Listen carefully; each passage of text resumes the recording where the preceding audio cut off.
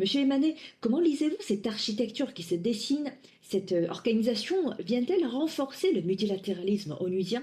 Je voudrais d'abord saluer cette initiative. Pourquoi? Parce que la Chine met à disposition la technologie pour le monde, pour l'humanité. Donc, cette technologie qui est partagée, sachant que ce ne sont pas tous les créateurs d'intelligence artificielle qui mettent à leur disposition des licences pour l'exploitation publique, en précisant que l'IA ouverte permet au grand public d'avoir accès à la technologie, donc à l'intelligence artificielle, ce que permet à la Chine au reste du monde. En ce qui concerne la question géopolitique, c'est l'une des rares organisations mondiales à caractère universel. Ça marque en fait, si vous voulez, la fin de l'hégémonie occidentale sur la question de la gouvernance de l'intelligence artificielle.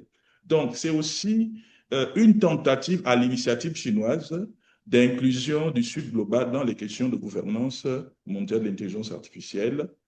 Et sachant que la Chine prône la multipolarité, donc un monde multipolaire où tous les États, c'est-à-dire qui réduit, si vous voulez, la fracture numérique qui existe déjà. La Chine est pour ce partage, si vous permettez, de compétences.